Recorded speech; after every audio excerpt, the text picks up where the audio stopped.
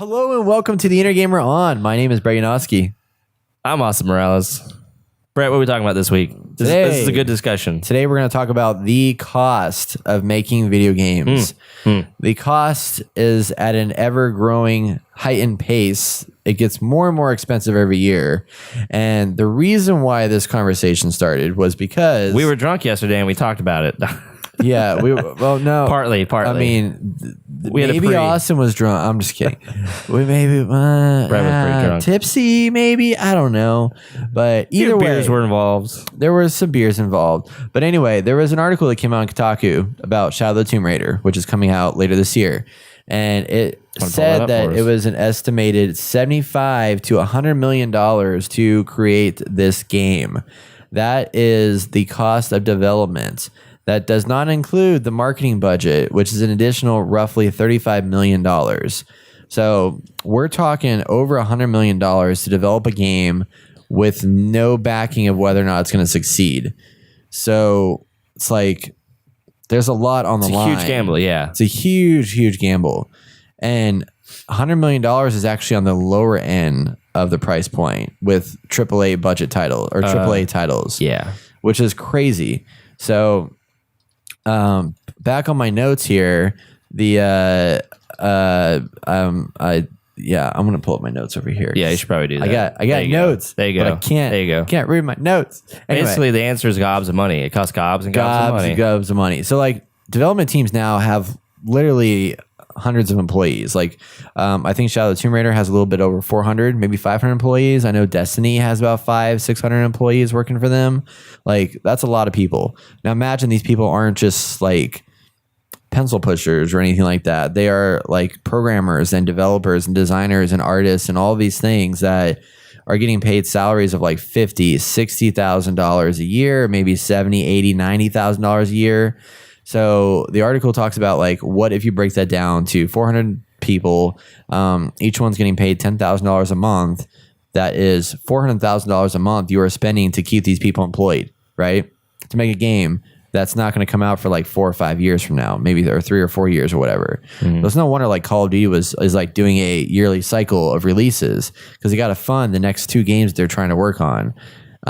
Which is crazy. So there's that whole debacle that comes into play with it. So just to put it in perspective, I have a list off of Wikipedia of the most expensive games developed. First one is Call of Duty Modern Warfare 2. Wait, is that in order? It should be. Is it sorted? Because okay, you sort this? Yeah, you can sort the marketing costs. Grand Theft Auto 5 was the most with $265 million Makes to make. sense. Modern Warfare 2 was 250. Star Wars: The Old Republic was 200 plus. So I don't know what was involved with that. With Destiny coming in at 140 million. Destiny 1. That's interesting. Yeah, Very interesting. Man. it's a lot of money.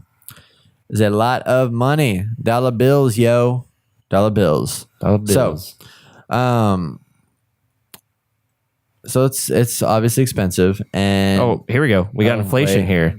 So Grand Theft Auto 5 with inflation is 278 million. Modern Warfare 2 is 285 million. And then Old Republic was at 218 million. Wow. All with inflation. Okay. So even I thought more. that was interesting. Yeah. So another thing to think about too is that when you develop a game, and most people don't realize this, but like a game comes out, retails for like $59.99. Well, if you make a physical game, the publisher itself will only end up getting roughly $30 per game. So half what is spent to what they use to sell the game. Digital gets about $42 per unit sold. That goes to the publisher. So they get a lot more. So there's a reason why they start shifting to digital because you get more money, more bang for your buck, basically. Yep. But that's a one-time fee. And then that's all you get out of it. So that's probably why, we all complain about microtransactions and we complain about microtransactions a lot. Like we did a huge discussion about it last year.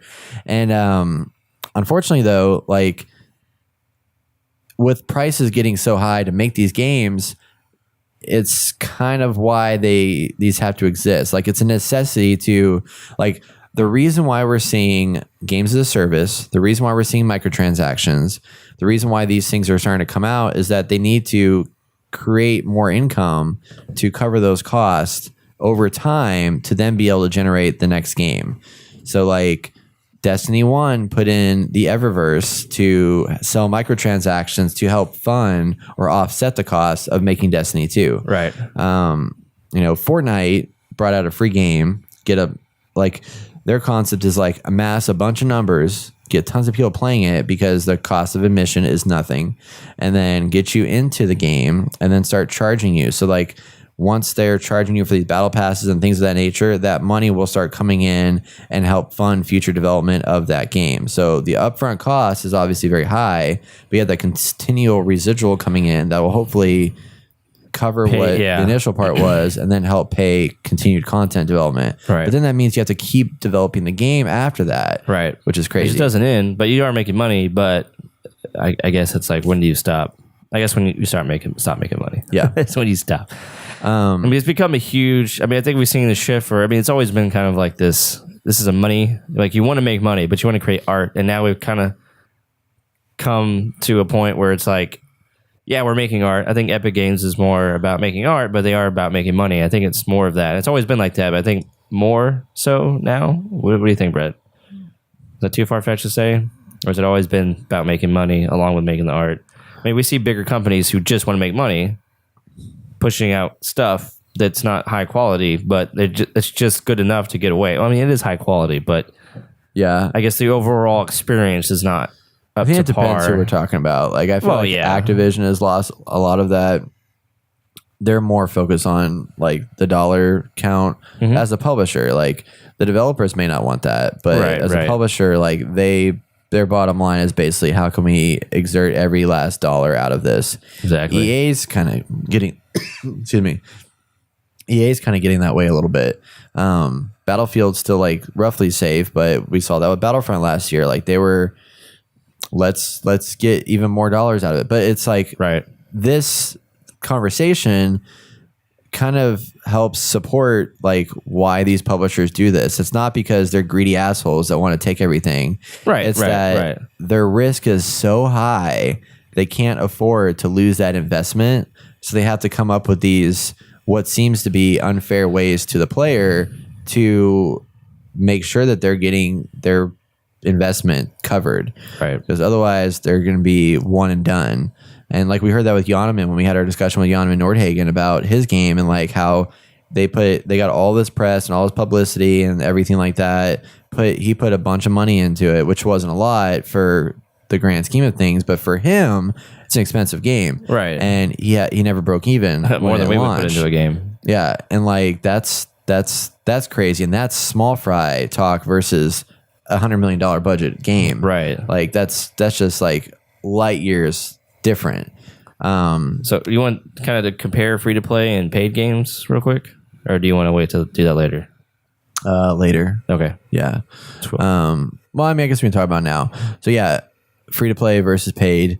So my shtick is that I think free to play in this day and age might be the best way to go, opposed to paid. So it's either you put a shit ton of money up front, say $100 million to make a game, which you hope will make that money back and more when it's released, but that's such a huge gamble when you take Epic and they took 2 months to create Fortnite. Obviously, they already put money into the game, like all those assets and stuff ahead of time, but 2 months, create only this game. 7 years of development. Yeah. They took all these assets, they created a game in 2 months, and now it's made them $50 million come season 4. And I feel like doing a free-to-play game might be the best way to go to, in the sense of like gaining revenue, because you get a lot of people in there. Yes, it has to be a good game, but you're able to allow people to pay what they want. The season pass for Fortnite is $10. So you have this already solid game that you can play and not pay anything and have a great experience, or instead of paying a $60 price for this game. You just pay 10 and you get a plethora of stuff. And on top of that, with the season pass, if you, what was it? I think David was saying, David's one of our guys in our Discord channel. He was saying that you can get up to like 1,700 V-Bucks. Oh yeah, and Josh was saying that, yeah. And that pays for your season pass for the next season. So technically, you just pay $10, you get a solid game, and you continue to get content over time without paying anything else. $10. Yeah, yet Fortnite is still making $50 million off of basically you pay what you want game. Yeah, but there is, so that's kind of true, but in a way it's not, because most people aren't paying just $10. Right. They're paying Well, I'm just saying, like, they're pumping in like $60, $70, $80 to the game. Because Right. in that way, like, And for it's- most of us, yeah, $10 is one thing, but the vast majority of people, like, the reason why that money is growing the way it is because people are buying the $10 and then they're getting into that addiction of like, oh, this is awesome, I want this stuff. And they have daily specials where it's like, here, you can buy an emote for $2.50, you can buy this for $4, you can buy that, and the people are like buying into that. So like, Right. that if you just had the $10, they wouldn't be making the money that they are right now. well, no, I understand that, but I'm saying having this thing where you can pay what you want, I think that's a better deal because, I mean, yeah, you can just pay $10. Like we both paid 15, right? You paid 15. No, I pay 10. You paid 10. Yeah. And you still got the anyway. So I paid 15, he paid 10, but we were able to get this stuff, and now it allows you to not have to pay anything if you don't want to. And obviously, it's a good game. People want to support this game, and they want the stuff that they're offering. Like, you know, now they're getting more money from people. If it had just been a $60 game plus DLC, what is that? It could have been like $100 or more, right off the bat if you wanted to do that. But now it's like, oh, I like this, so after 3 months, I'm going to give you $10 more because I want to get this. Or after 4 more months, I want to, drop all this cash if you want to. And I think that's a better deal for the player because it allows you to decide where your money's going to go and how much you actually want to spend. Yeah. And yeah, I know they are marketing to you in a degree where like you can get carried away with yourself, even if but that just goes to show that this game is so good that people want to don't give this money to them. That's where I'm coming from. I mean, we can talk about Here's a Storm and how that works. I'm struggling to think of like where to take this conversation because like I have so many things I want to say, but I'm like, I don't know which direction I want to take it. It's like, just go somewhere. Well, here, let me drop Here's a Storm real quick, and then we'll just go for it. Yeah. So with Here's a Storm, I found myself, that was probably one of the first games where I was like, here's a microtransaction, but it's on my terms. It's not their terms. Yeah.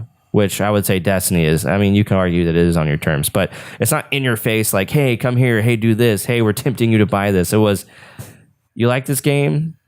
Everyone has the same skins, but if you want to look different, you can buy the skin and look cooler, which I found very tempting because I started getting really good with Artanis and I was like, I want him to look cool. There's all these cool skins and I could work up to this, but I'd rather drop this money now, which I'm having really fun with this game, which I think deserve my cash, and I will give it to them. And now I feel content with what I had. So I bought like, I don't know, maybe 5 skins.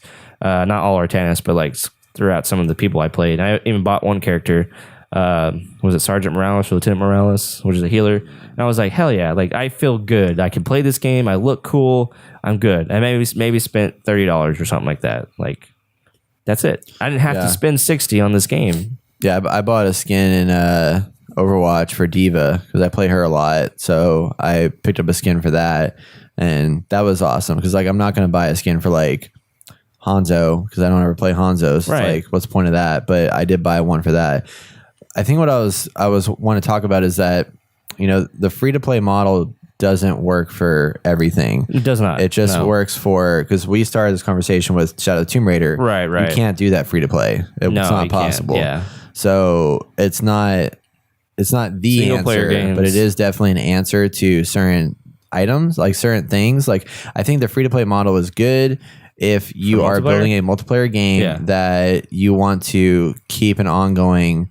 I think that's really the way all multiplayer games should be, is free to play with the addition of, well, no, I don't. I disagree with that too, actually, because like not everything should have like cause like these cosmetic things that we have Right. are good Yes. for certain types of game experiences. Like Right. Fortnite, it makes sense because you can have fun with it and get really outlandish with it and be silly, and it makes sense in the context of the world that they've created. Overwatch, it makes sense to put silly characters in the context of the world that they created. Right. PUBG, you can't do that. No. Like you can't have PUBG be free to play, because what are you going to create in PUBG that brings revenue that you can consistently create over and over again? Well, I think that's where without they- adding a silly aspect to it. You know what I mean? Right. So like Well, I you think almost that's where have they to have gone that. wrong with that. Like they haven't created a system to allow that. But I be mean, like free to what, play. what I'm saying is like, how Well, I know- can they? You know? Yeah. Well, I mean, you could do it like. Well, I guess you can't. Yeah. What, see what do I they mean? do Like, for CS:GO? Because I mean, that's basically what they're trying to do. It seems like yeah, that. yeah. They, I mean, they do a little CS:GO is bit of making that. money They sell, from that. They sell skins and things Yeah. for the guns. Right. So like there is something you can do with that, and that's what they've done in PUBG is they've added skin purchases. So like you were talking about my M4 gun that I got, that was something I bought. Right. That I bought a key for a weapon. I got a loot crate that Right. gave me a weapon skin. So they've added weapon skins in there that you can either buy or sell. So there is some value to that, but it has to be like it has to make sense within the context of the game that you're playing. I And understand. PUBG, like clothing, like they can't sell cosmetic clothing in there. I mean, they've done it a little bit. They've kind of pushed the envelope slightly, but you don't want people running around with like clown hats on in PUBG. Like it looks stupid and silly. But in Fortnite, it doesn't. I don't know. I think that'd be kind of creepy if someone went around with a clown hat or something. I don't know. I think they need to rework PUBG a little bit. I think they've been too stiff with what they've created, and I think they need to kind of break that mold a little bit. Yeah.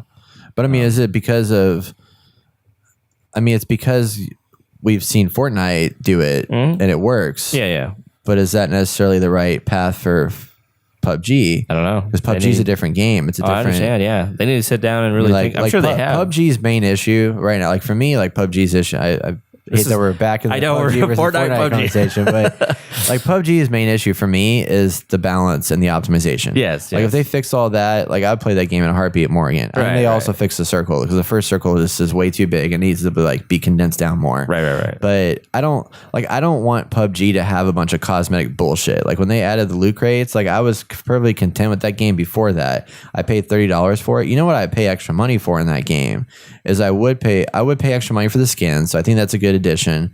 I would pay extra money for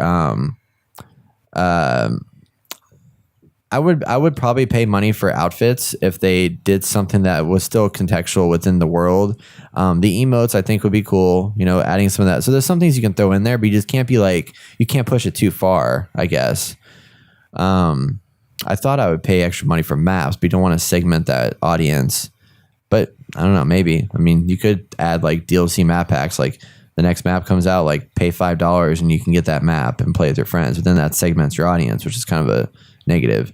But yeah. So back to the original origins of like the free to play conversation. Like I think it's definitely very powerful. It's very successful. But it's not always successful because like Battlefield Heroes tried it way back when, and it just wasn't the right time for it to work. They did the exact same thing that Fortnite's doing now.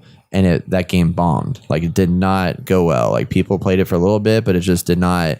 Well, just wasn't the right time. It was People a couldn't browser adjust client. Well, yeah, but that's not. I don't think that was a deterrent for it necessarily. It was that Well, that's kinda weird. I thought that was kind of weird. Well, it is weird, yeah, but like it's not going to stop you from playing the game. I mean, you have to download a client for Fortnite, you know, to play Fortnite. I thought you played it in your browser, like on the internet. No. Like The on game your popped up browser. in the game. Oh, like okay, it popped up as an application, but I you gotcha. launched I don't remember. you launched it from the website, but it pulled up into Gotcha. the game. It gotcha. pulled up it had a downloadable game on your system that would run. I gotcha. But Well, that was a different time and place. It was a different time it was because too you quick. couldn't Too quick. Increments.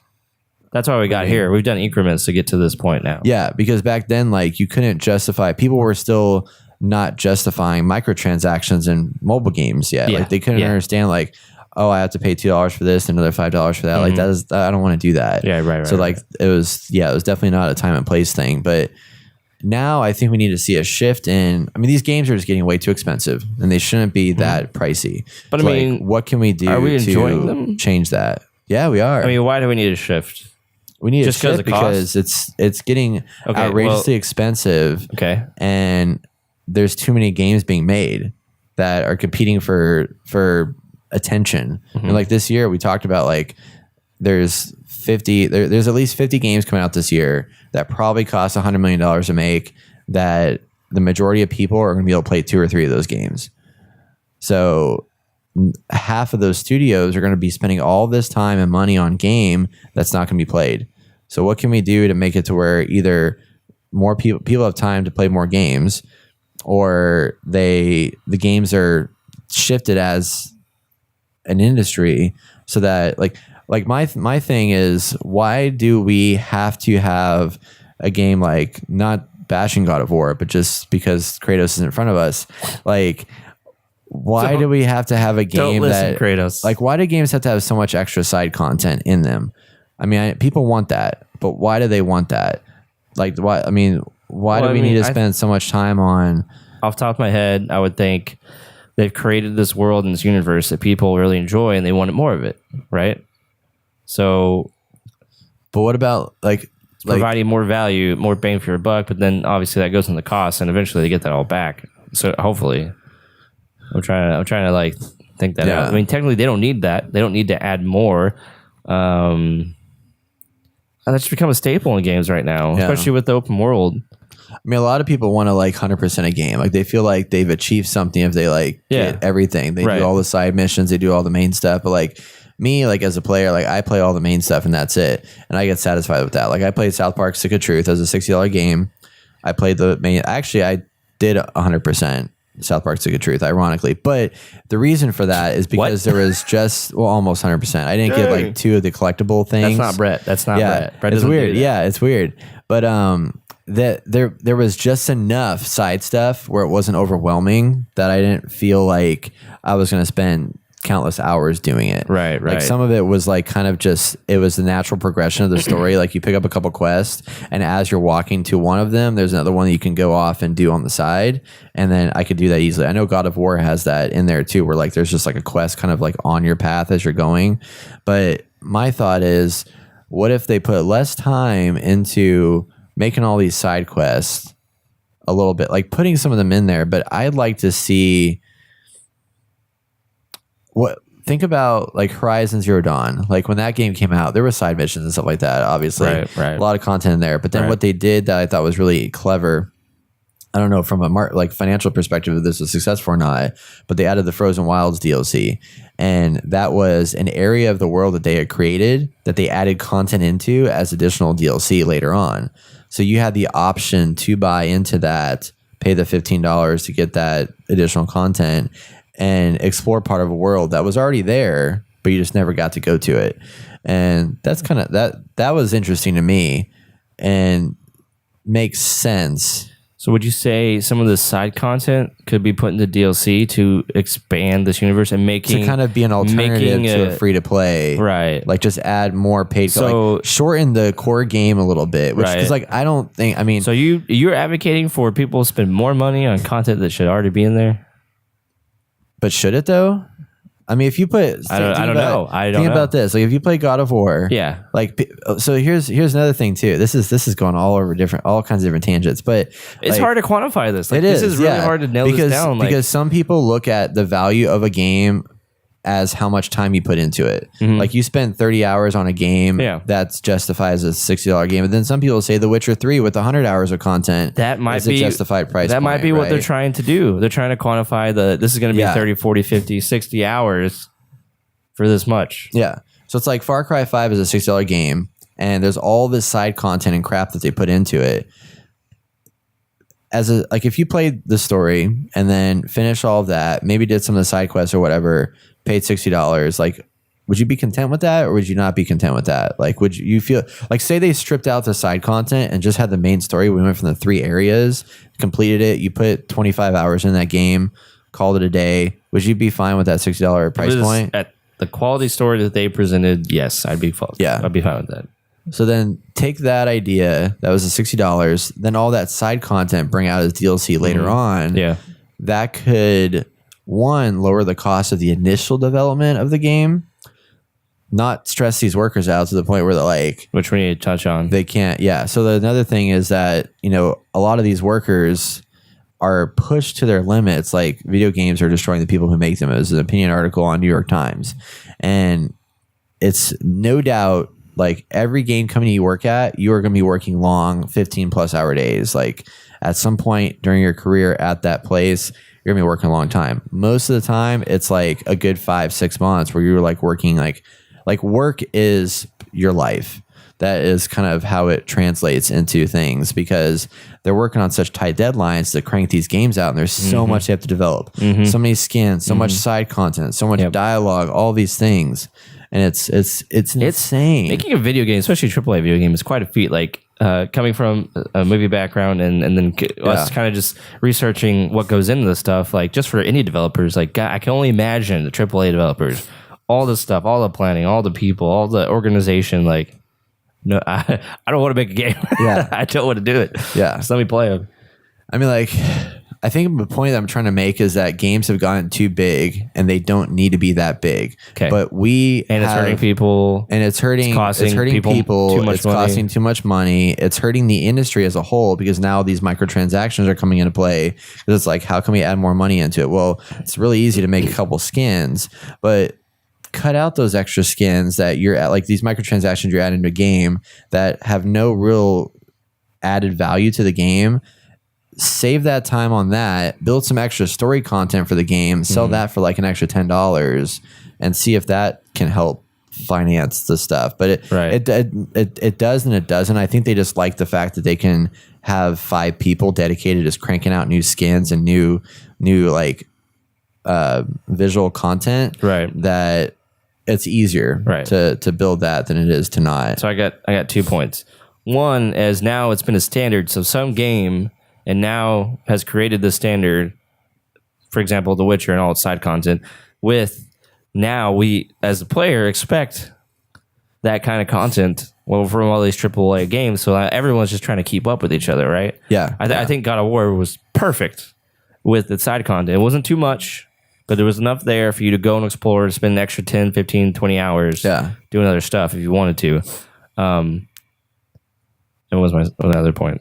Something about money. I forgot. Yeah. Anyway. But I mean, I think God of War is a good example because I think that based on what I played, and I know you finished and everything like that, like there is side content there. There is an open world there. There's a world to explore, but it's just enough. It's like I said, it's like South Park or that's a bad example, really comparing it from like God of War, because God of War is on a whole nother level. But like God of War had just enough there that it tickled people's fancy or whatever, but it didn't have to have like overly large amounts of stuff. Like Far Cry 5, it sounds like it's got like 60 hours of content. Yeah. And I'm sure 20 of those hours of content is like stuff that half the people aren't going to see and is like wasted energy. I mean, like some of the things are like useless, repeated. It's so big and so much in there. Things. I don't want to go see it all. Yeah. I'm sure there's beautiful areas to explore and hidden secrets that, people who love to dive into one game are going to do it, but that's far and few between the people who are really going to experience all of the content. And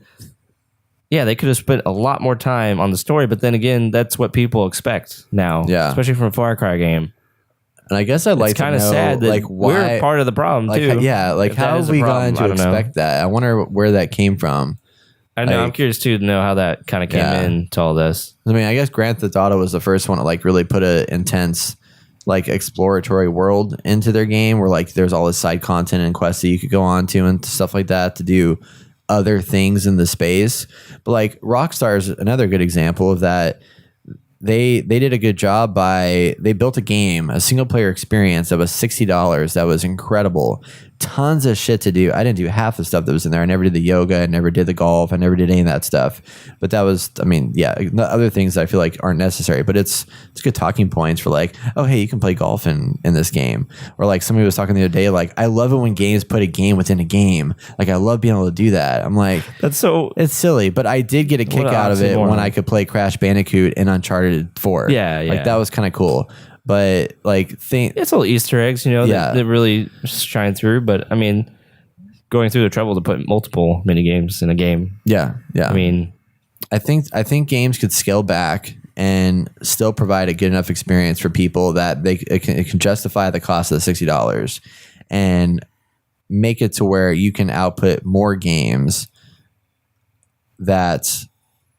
or really what needs to happen is people need to be spending less time on the games so that they can play 'cause all more these- of the market. Right. All these big AAA titles are coming out. We're going to spend multiple hours, multiple days, possibly multiple weeks Yeah. trying to complete them. Like, how many weeks have you had God of War and not finished it yet? There's so Yeah. much to do, so much to complete. There's other games. Well, we got out you there. got lives outside of Yeah, games it's like too. we don't It's have like, time to spend damn. 80 hours on a game. Oh, the other point was we even talk about online games with subscription fees. You know, you drop $60 and then you have a fee of like $10 every month to this continually updating product. See, that's something I think that they should kind of bring back again. You like the subscription plan? I didn't when it first came out, like Right. World of Warcraft. Like that was like I refused to do that. But now that we have all this like free to play bullshit, Right. I mean, not that's bullshit, but like I like it. I definitely do in like certain contexts, like I mentioned before. But I Right. think, like, look at World of Warcraft. Like, there's a reason you're paying that $10 a month.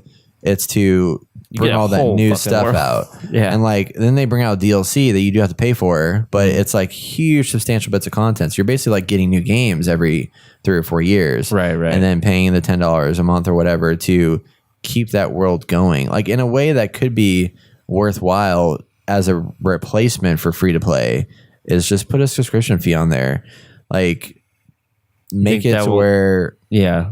I don't know. I mean, I don't know if it would if I was paying $5 or $10 a month and I knew that every month I'd get some new content that would drop just included in there, like as part of that subscription. I might be able to be justified by that price. Right. But then that's, I guess, a forced entry into paying a monthly fee that you're not really choosing. But I mean, you could still play that game and then just opt to. No, maybe not. I don't know. Like opt to do the monthly fee to get like kind of like the battle pass where you pay $10 and you like get all this stuff during that period of time. Well, instead pay like $3 a month and then be guaranteed to get something new every month that adds to your experience or heightens your experience in that game, including new DLC content or something like that. Right. Right. I don't know. There's so many different ways you can put it. Because, Yeah. like, you know, Destiny has their thing where they bring out the game, they bring out all the content throughout that period of time, they do updates and stuff like that. And then it's like, here's a new DLC drop, and you can buy this. So they kind of do what I was talking about a little bit.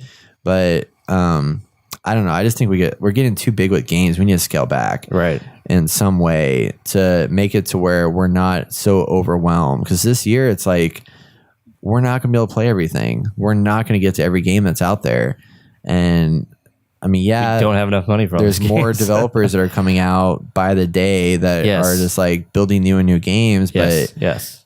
like, how do you solve that problem of like, I mean, you can't play everything. So how do you solve the problem of good developers getting shafted because there's too much noise? Right.